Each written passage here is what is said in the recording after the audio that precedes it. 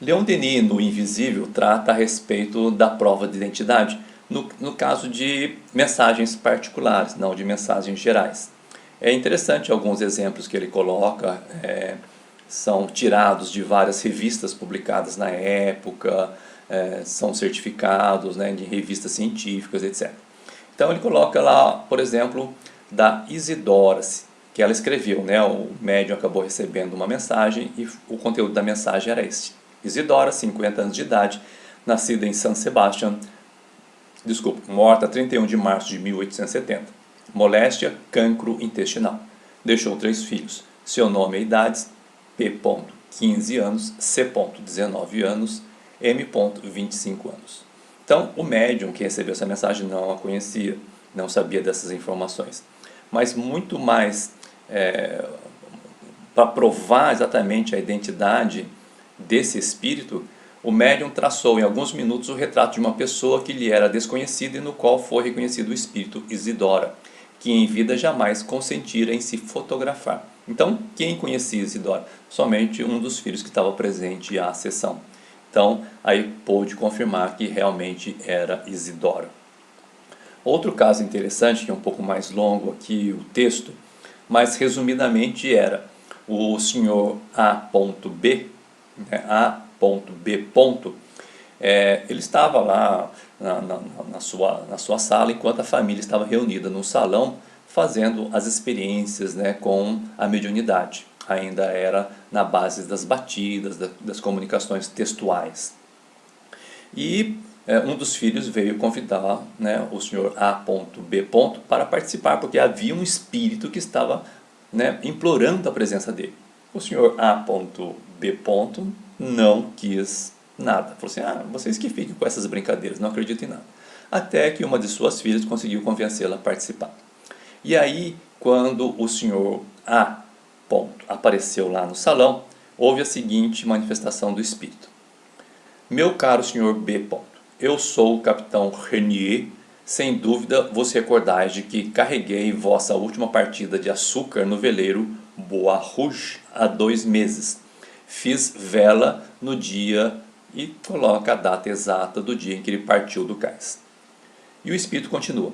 Então eu venho dizer-vos que o vosso veleiro Bois Rouge perdeu-se totalmente com a tempestade nos penhascos de Simons Bay, no Cabo da Boa Esperança, há 10 dias. Eu e todos os meus marinheiros perecemos, e minha alma não podia abandonar as ondas sobre as quais erra desde aquele dia.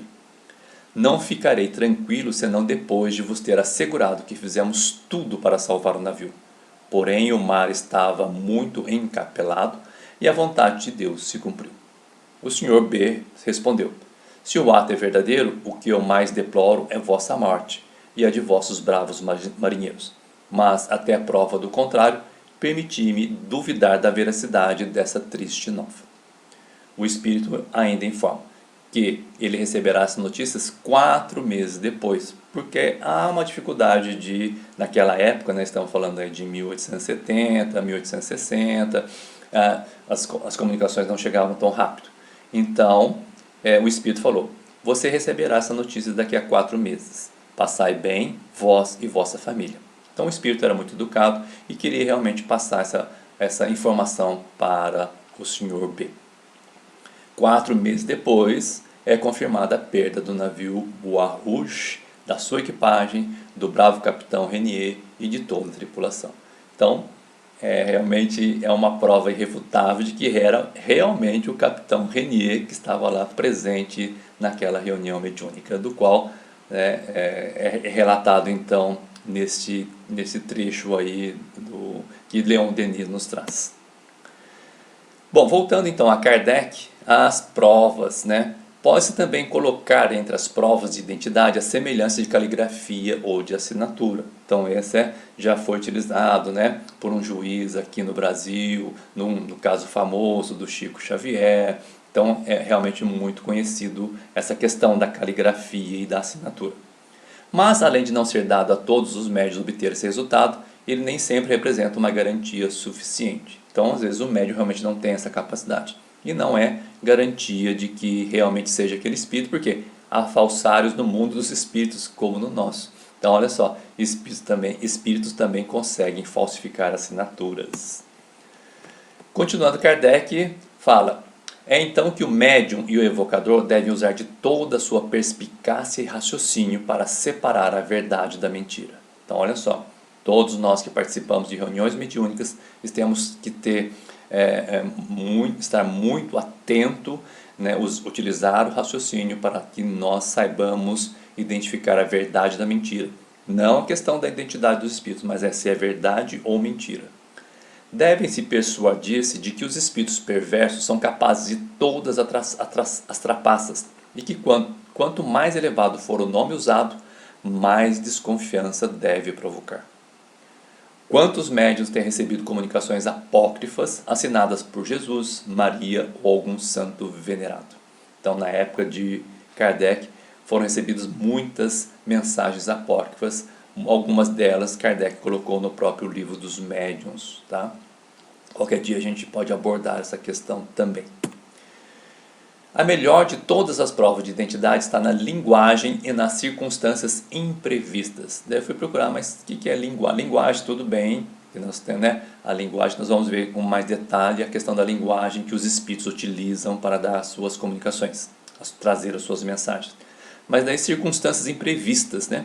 Aí fui procurar mais à frente e Kardec coloca então: as provas de identidade ressaltam ainda de muitas circunstâncias imprevistas que nem sempre surgem no primeiro momento, mas na sequência das manifestações. É conveniente, pois, esperá-las ao invés de as provocar, observando-se cuidadosamente todas as que possam provir da natureza das comunicações. Então, o que essas circunstâncias imprevistas era que um espírito se comunicava, depois de alguns meses, algumas outras sessões, o espírito voltava, assim, espontaneamente, trazendo a informação de que se comunicou naquela data tal, trazendo outras informações, complementando muitos conhecimentos e complementando muitas vezes a mensagem e dando prova então da sua identidade. Então é assim que Kardec traz também a respeito de não só identificar através da identidade, mas também dessas circunstâncias imprevistas. Mas quando se estuda o texto sem se deixar influenciar, perscrutando o fundo dos pensamentos e o alcance das expressões, vendo-se ao lado das belas máximas de caridade recomendações pueris e ridículas, seria preciso que se estivesse fascinado para se enganar.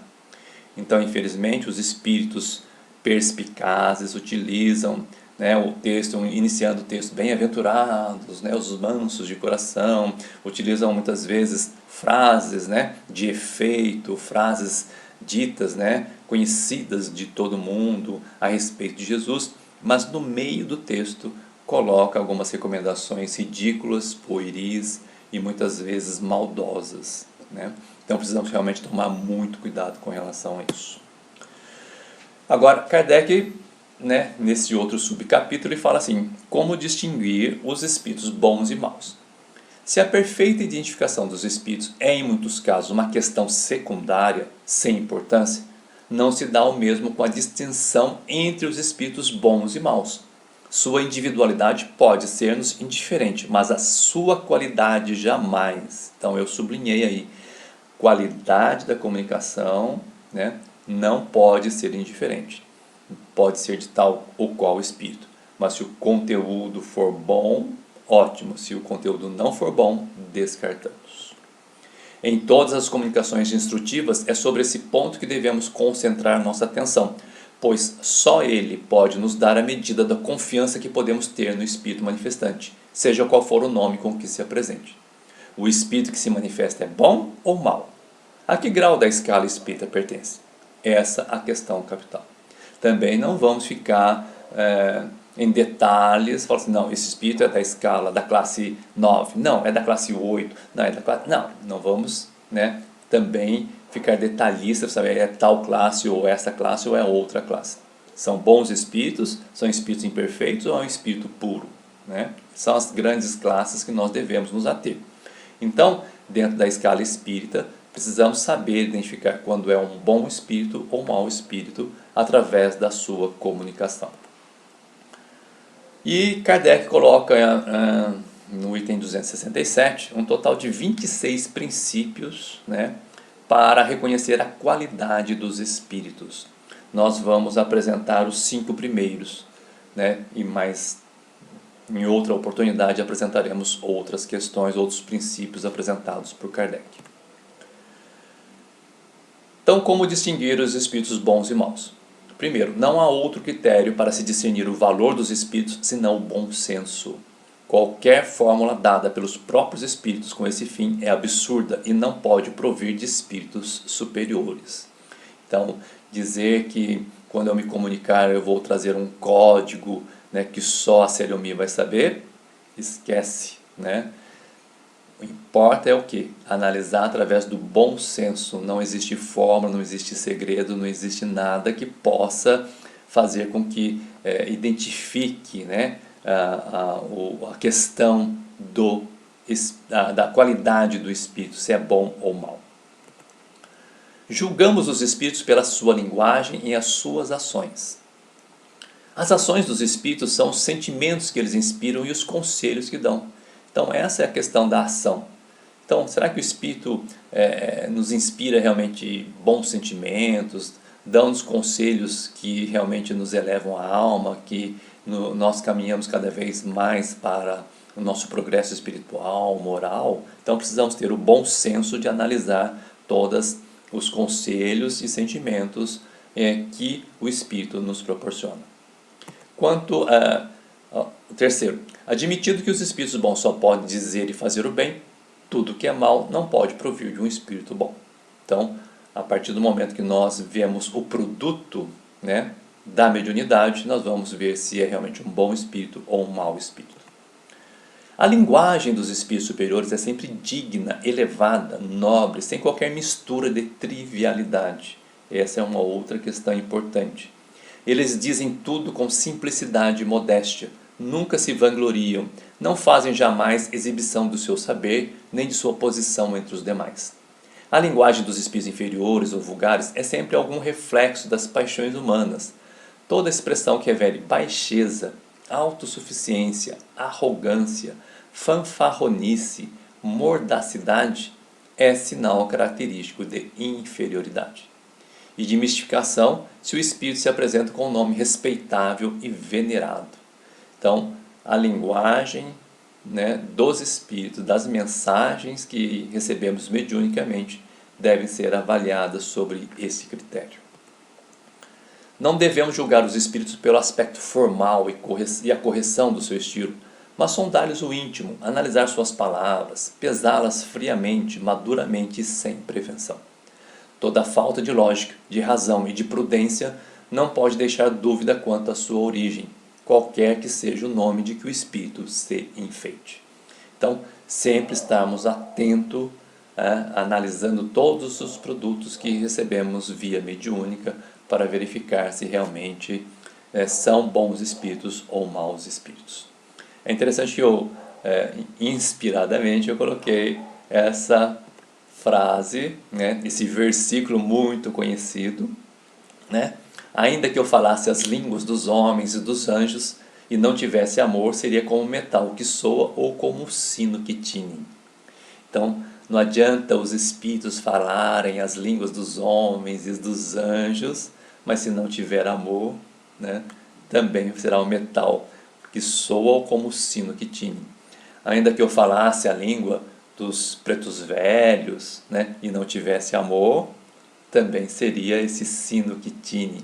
Então, nós temos que sempre analisar a questão até do sentimento, aquilo que traz por trás da mensagem, o conteúdo sentimental, amoroso, conselheiral, que os espíritos estão nos dando, para verificar se é aquele preto velho ou aquele outro, se é o caboclo, pena branca, se é o irmão Francisco, enfim, se é irmão Fábio. Não vamos nos preocupar com nomes, mas vamos nos preocupar com o conteúdo, para que a língua deles fale sobre o amor, né? Que nós possamos sentir verdadeiramente amor, fraternidade e o bem-querer dos espíritos para conosco. É isso daí, gente. Muito obrigado.